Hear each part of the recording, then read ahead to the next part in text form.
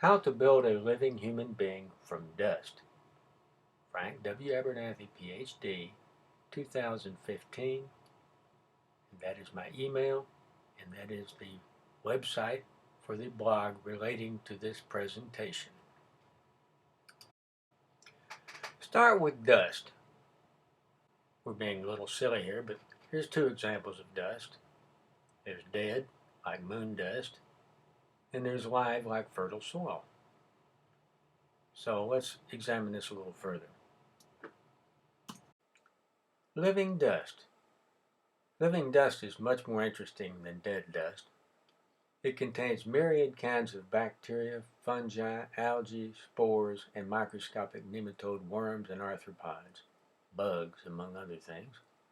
To the naked eye, however, it is nothing more than dust. Living dust contains viruses. Did you know that any kind of cell, be it a bacterium, fungus, nematode, arthropod, plant, or animal, contains viruses that live inside them? This is the living dust within the living dust. However, to be fair, scientists aren't sure if viruses are really alive or not, since they must be within a host to reproduce. How do we go from dust to human? I appreciate your patience, I really do, but you'll have to bear with me for a little while. This didn't happen overnight, you know. The living dust I am talking about starts with viruses and relatives like plasmids. A plasmid is basically a naked virus that has no outer coat like protein. The outer coat of a virus allows it to leave an infected cell and be transmitted to other cells either nearby or via some kind of vector like blood transfer or an aerosol. Plasmids can't do this. They have to go along with the original cell until it divides, and then copies of it can be transferred to both daughter cells and so on. So what exactly is a virus? A virus is a piece of nucleic acid like DNA or RNA. The ones most likely to be human ancestors are DNA viruses, more specifically circular DNA viruses. Unlike linear DNA, circular DNA has no ends to it. This is quite useful in preventing cell enzymes from destroying it from the ends. Okay, what's next? Well, this is where models come in. We can build a larger DNA circle from smaller ones as shown by the diagram below. It shows two circles representing DNA. They come together and join and fuse, and then you see that the fusion is a little bit incomplete. So how do these circles fuse? For the sake of simplicity, let's use two rubber bands glued together as an example. And you can see they've been cut in B with scissors, and they separate and form a larger circle, but it has dimples in it as shown by the little arrows, so it doesn't form a complete true circle. So we really have an imperfect fusion here, and it causes these dimples which mark the location of where the fusion occurred. Of course, you can take the two rubber bands and unglue them and restore them back to their original shapes as two rubber bands. You could also trim out some of the dimpled areas without causing the circles to fall apart. However, when you do that, you lose information in the process. Check out the next slide to see what I mean. Okay, now don't panic. I'll explain this slide. The two rectangular shaped objects under figure A, they're both labeled 1 because they're identical. Those represent circular DNAs. There's no helix so that it's a little more clear what's going on. The rungs in those ladders are the base pairing that holds the two circles or the two strands of DNA together. So there's 4 strands of DNA, 2 on the top and 2 on the bottom. Now, when you go to B, you start to see the rungs separate and point up and down because they're getting ready to base pair with each other, both of those replicons, and they do so in C. From C, you can go to A. I'm sorry, not A, but D. And if you look, you see that where they have recombined has been deleted, and therefore information has been lost as a result. And that's why you have a one-way arrow going from C to D. When you look at E, C can also form E. You don't delete anything, you just cut a little snip in the middle of that section, and you still have all the DNA information. And you'll notice that if you open it up and form a double circle, fusion circle, like in F, that the little black rungs in F, that's called snapback DNA, because that fusion circle can reverse completely back to E, and then C and B, and then the circles can actually separate and go back to A. Okay, in that last diagram, the what is holding the circles together is base pairing, but there must be another kind of glue holding them together, especially when they completely separate and form fusion circles, because you see some dimpling effect there. And what that uh, would be something called covalent bonds, which are much stronger than the bonds holding the base pairs together. I won't get into a lot of detail about this here, but you can read more about this within the rest of the blog. Okay, so we have DNA circles that join together. What's next? What's next is the building up of a giant circular complex of DNA that will eventually become a bacterial chromosome. It will do so using a switching mechanism in which some circles attach together while maintaining their full DNA information, while others attach together and permanently fuse by losing some internal DNA information. The latter process is called illegitimate recombination. Okay, we're going to use those processes that we've talked about earlier, those circular DNA fusions and attachments. We're going to use that to build a bacterial chromosome from viruses, or what we would call simple replicons. So when you look at A in this diagram, you see two little circles, the replicons, and the two little dark areas facing each other are the origins of replication, where DNA replication is initiated. Now those two circles are going to join, base pair at their origins, as shown in B, just like we showed earlier. They're going to fuse, as in C. There's been no information loss. You still have your both your replicons and all the origin of replication information. In D, one of those origins is used to bring in another circle or replicon, and in E, you have three of them. You continue the process with F, G, and then you go all the way down to N, and now you have 5 replicons and 5 origins of replication. No information has been lost. G can also go to H, and you continue adding more and more replicons. It makes the chromosome bigger, and you're building the chromosome.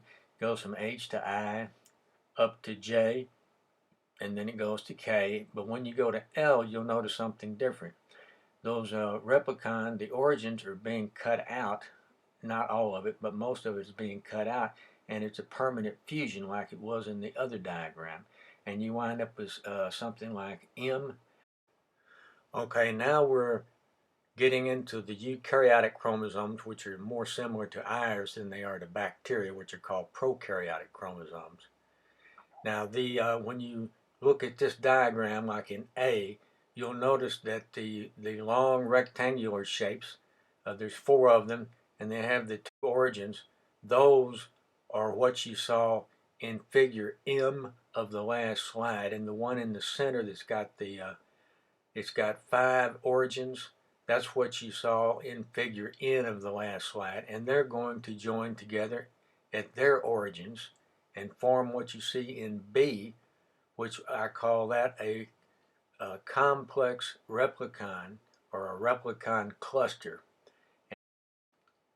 Now as we proceed through time, you'll see that you can add additional replicons to this replicon cluster, and these are called heterologous replicons, because the origins of replication that are going to join up with the origins that are on that slave replicon at the top in A When they pair up, there is a mismatch because of due to mutations and changes of the old origins of replication over time, and therefore the matchup will be imprecise, and you'll wind up with something called intron loops there at these origins that match up. You can see what these intron loops would look like in C, but we're not going to go into a lot of detail about this right now. You can read more about it at the blog.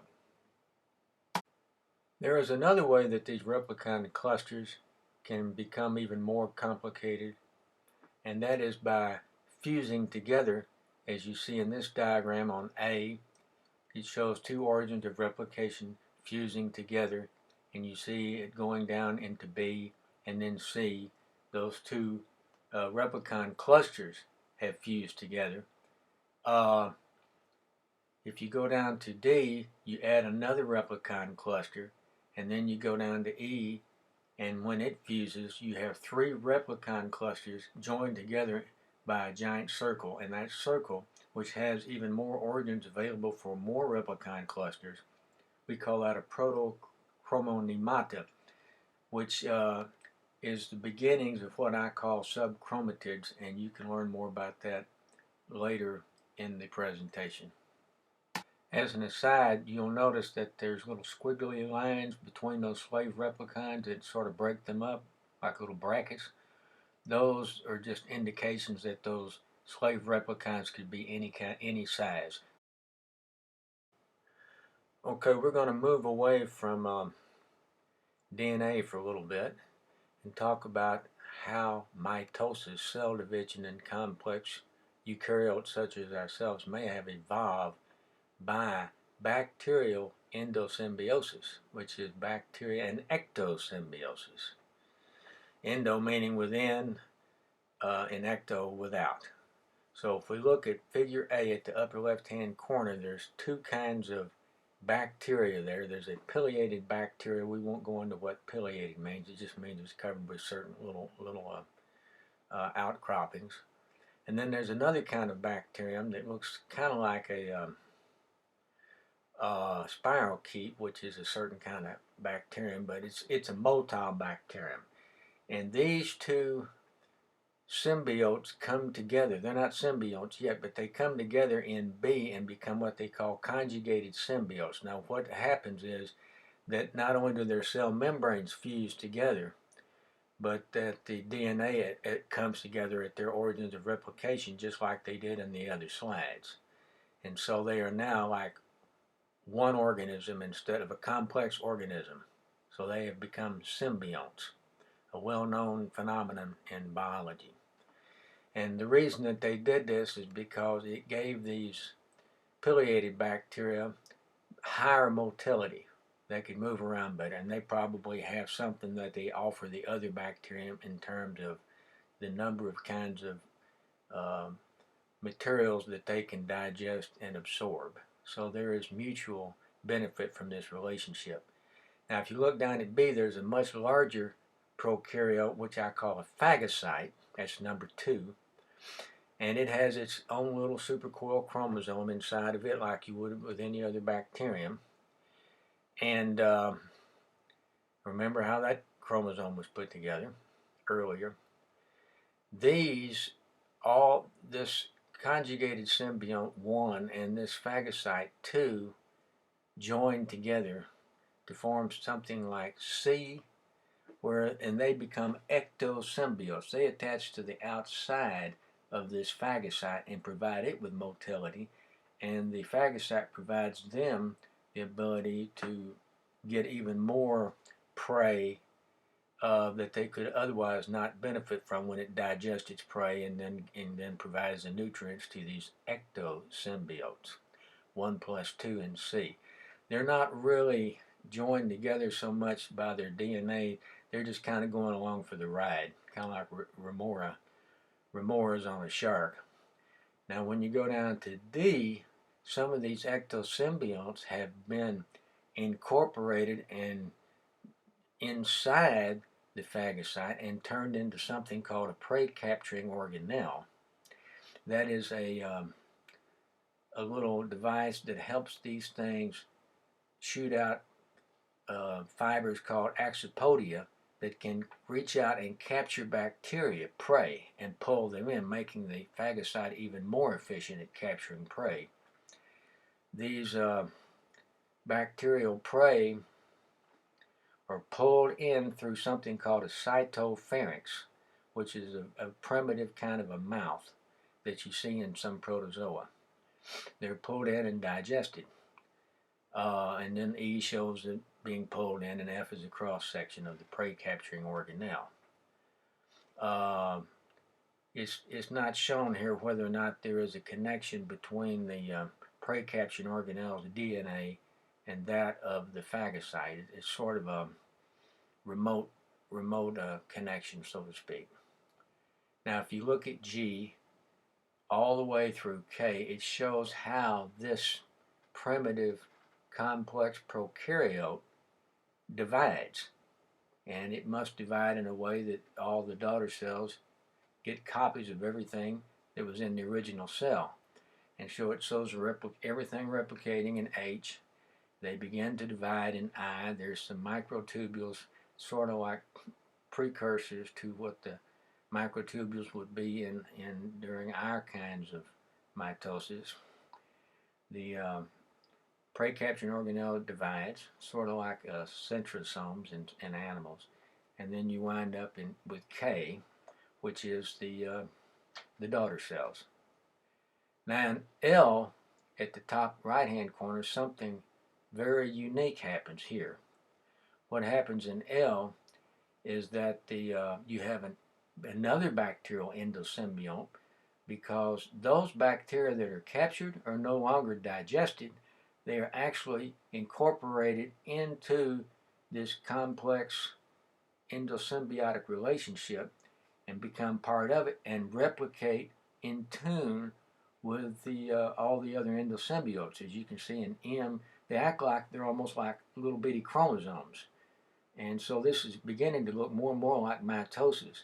You can see them dividing and separating in N and O, and then you get the two daughter cells in P.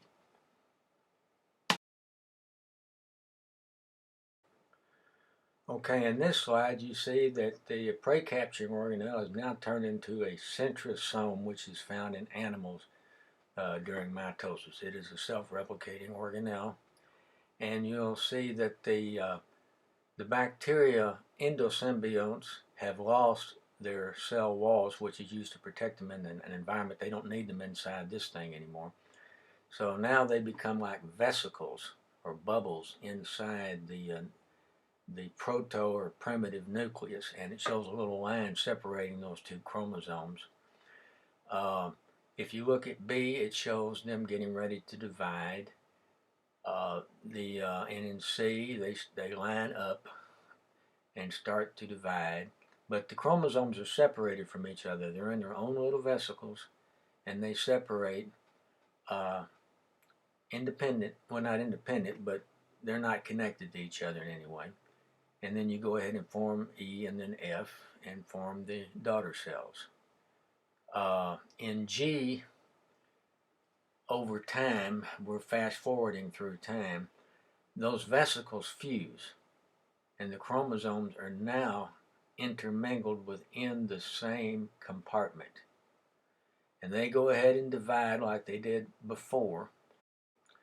Okay, we fast forward through time some more, and we wind up with a nucleus, a real nucleus that you can see in living examples would be like primitive worms and primitive insects, like certain kinds of flies.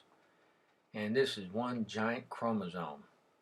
All the little endosymbionts have fused together to form a big chromosome.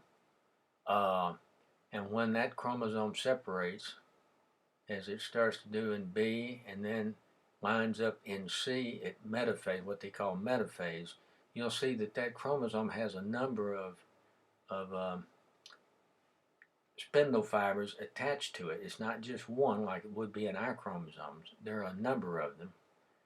And when it separates, the daughter chromosomes separate, they come and they move as one giant stiff rod. That's called a diffuse centromere because these fibers are lined up all up and down the length of this chromosome, and then they turn into daughter cells.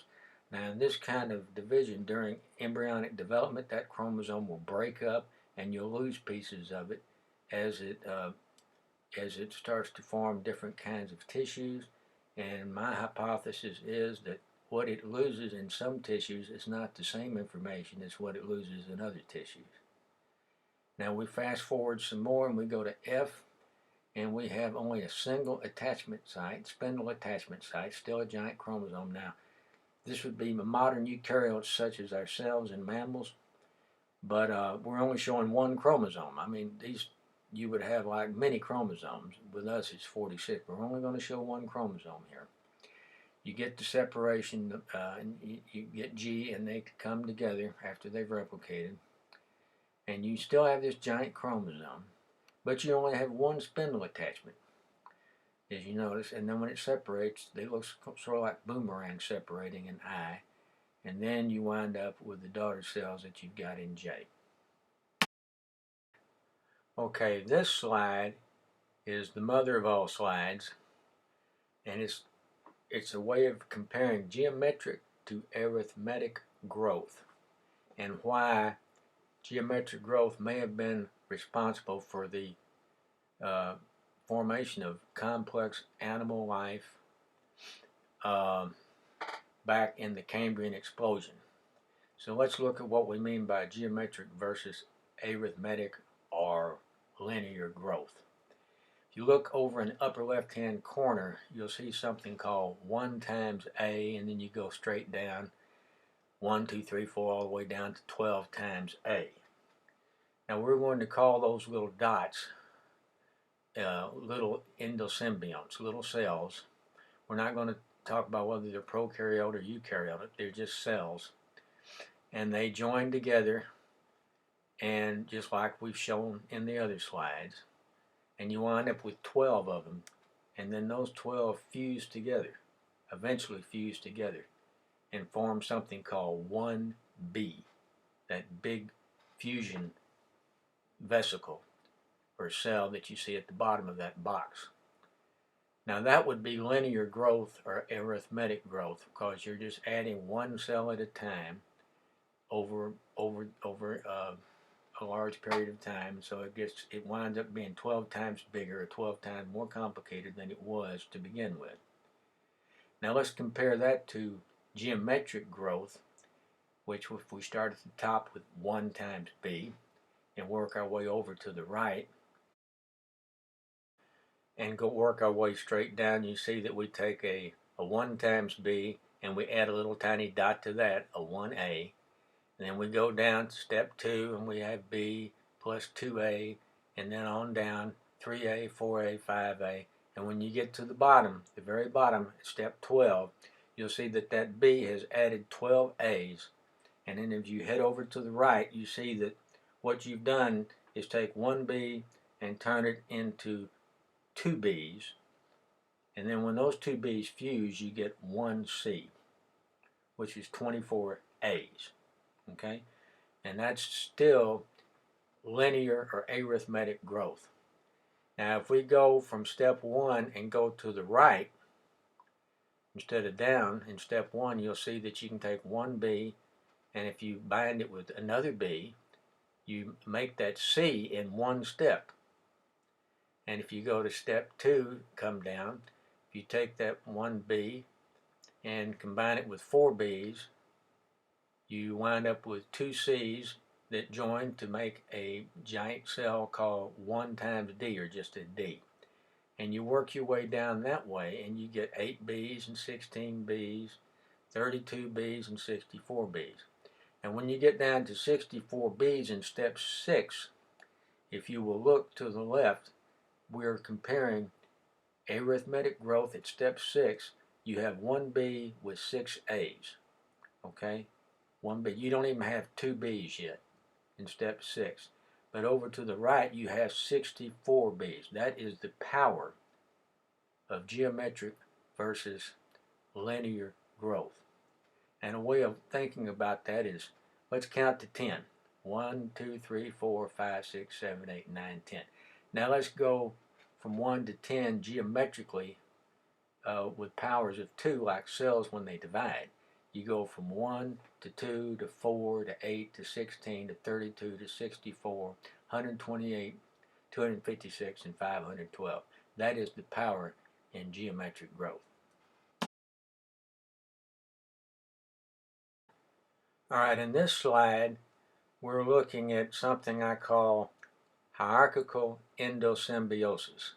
Now, I say hierarchical because if you look at the top of this model, there's something called a first nucleus, and let's say that's a simple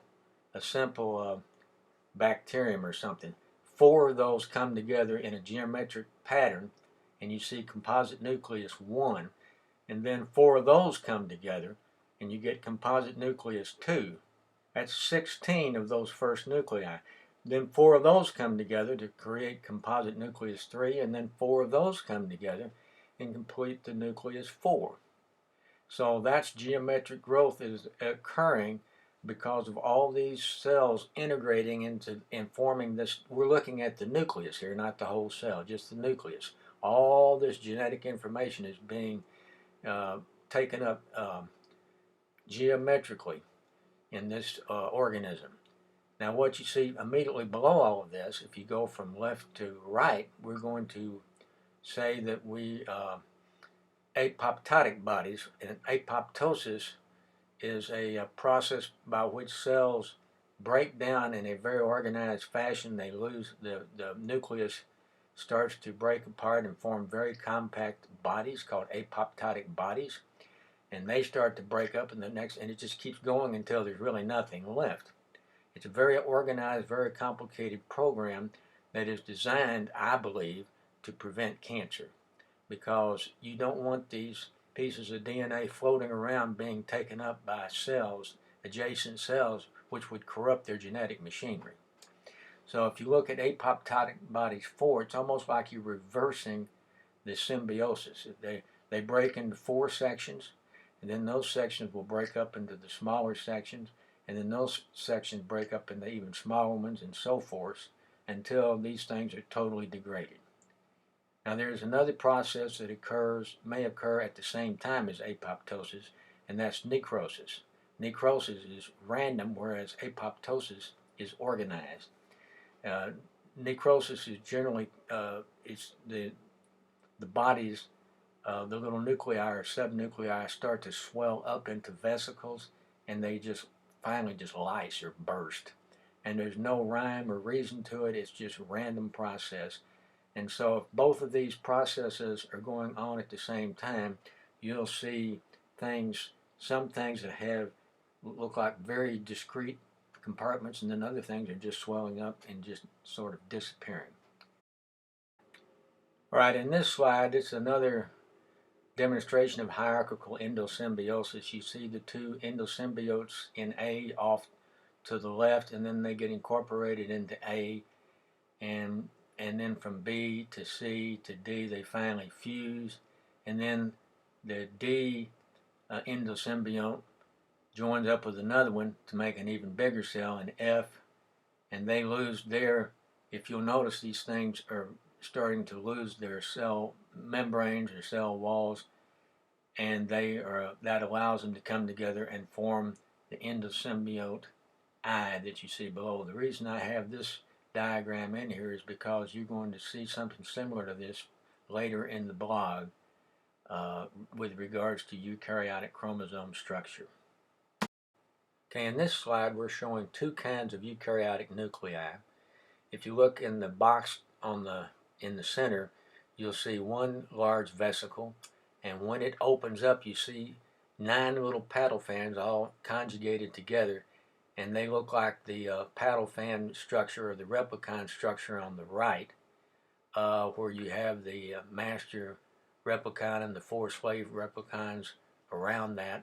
These things are all within these vesicles. So there's 9, you might say, endosymbionts associated with that structure at the top. Now at the bottom, the situation is a little different because you have 9 independent vesicles within that larger structure, and they have their own. They're encapsulated separate from each other, so the chances are these things are not really conjugated or connected, because they would probably separate out as 9 separate chromosomes. So you have the giant chromosome where they are conjugated at the top, and then the 9 separated compartments at the bottom. Okay, now in this slide, the human chromosome, we're looking at one hypothetical human chromosome. It's not obviously a real one, but if you look on the left-hand side, there are 12 demarcations which indicate the vesicles that we saw earlier, and there's 12 of these. Some of these are much more simple than others. Others have much more information associated with them, but they have all conjugated together to create that linear shape that people associate with these kinds of chromosomes. Now, segment 8 is considered the centromere, and it's considered, it has to be structurally strong in order to pull this thing through metaphase, so it's got a lot of amplified, probably very similar replicons that don't have any information per se. And you see that in 5. If you go over to where it says B, you have what we call 7 units, translocation units. Now, a translocation unit, this is where we get into those subchromatids I was talking about a lot earlier in the presentation. You'll see that those circles don't have a lot of information in them, and if you look between 1 and 2, there is a demarcation in that chromosome, and that's where they have joined together with a single double origin of replication. Otherwise, there's not a lot going on in terms of information. You have your telomere, your little linear telomere at the top. So when you go down to 2, there's a lot more information associated with that one than there is with number 1. And all those little beaded black structures, clover leaves, are replicon clusters that we've seen earlier throughout the slide. They've just been condensed and packaged with protein. There's 4 of them there. 2 of them are directly connected to that subchromatid in 2. The other 2 are connected to the other 2. And so the fragile sites that they're showing here are very easily broken. They're weak spots where there's only a single origin, double origin associated with that. So drugs, any kind of what they call radiomimetic drugs or radiation, can break those and cause everything associated at that point to come out. In other words, if you broke the connection between 2 and 3, 1 and 2 would go off as a massive translocation event. Now on to the right, you see 4 what they call recombination units. Now these are the things that everybody's familiar with in cell biology. And it is the distance between the chromomeres, which are these complicated packages of replicon clusters. And you see a complex package like in 3 and in 2, and you can see the shape of those vesicles over there on the left side.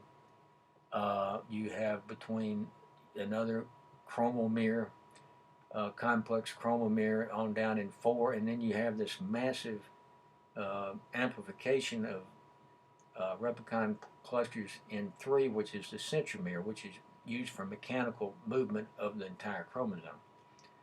So at this point, we will move on to the next slide.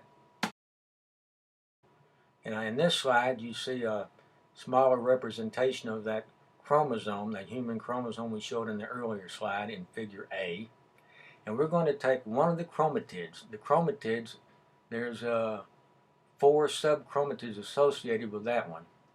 And we're going to fuse all those 4 subchromatids together, and you get some structure like you see in B, with all the chromomeres still associated with it. And then those chromomeres open up like in C, and you get all these little paddle fan arrangements where you've got the master and slave replicons. They're all conjugated together. And then those paddle fans open up, they all fuse. All those replicons fuse, and you wind up with something that looks like D, and you're getting more and more origins, single origins generated. as these double origins fuse. And eventually you get into something that looks like E, which is based almost a complete giant circle. Next slide. Okay, this fusion process continues, and you see figure F where some of the things are breaking off into smaller circles, and you wind up with something like in G at the bottom where you have this gigantic rectangular shaped circle that's got all these little single origins of replication. Then you have 5 smaller circles and 3 much smaller circles, all produced by the fusion of these double origins of replication. Okay, now I think we're due for a reality check. Is there any evidence for any of this? And yes, there is, and I'm going to show you some examples with photomicrographs of some of the things I discovered many years ago at Ohio State University. Next slide.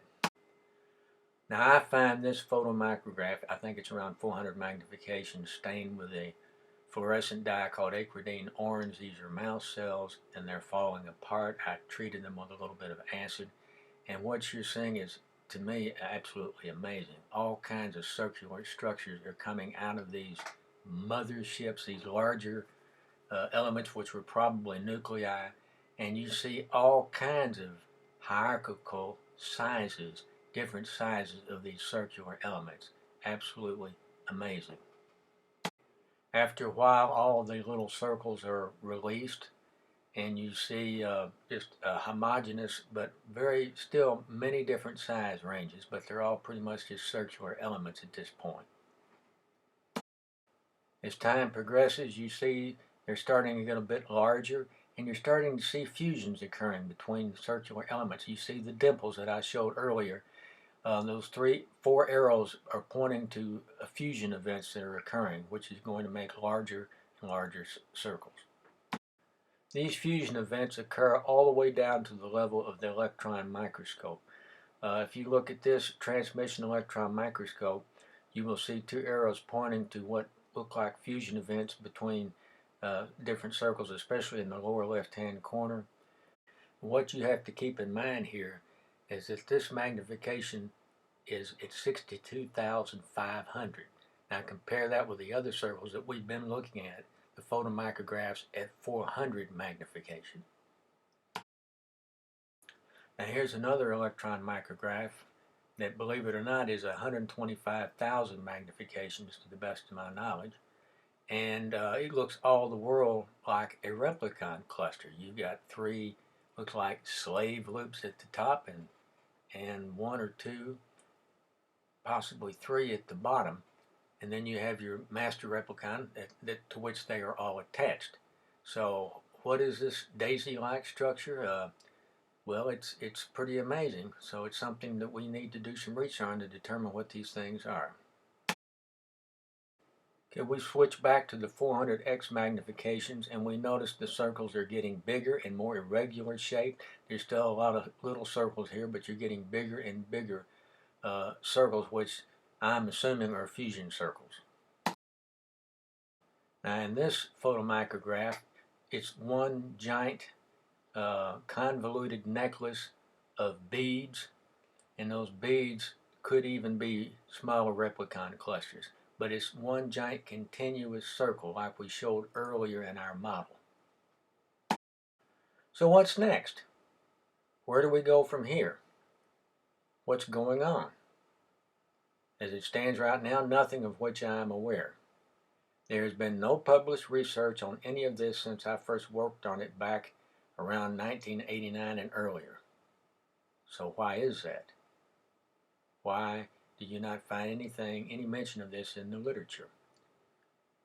That is the subject of a page tab that I call Rantings of a Mad Scientist, which you can also find in the blog. Thank you for taking the time to look at this presentation.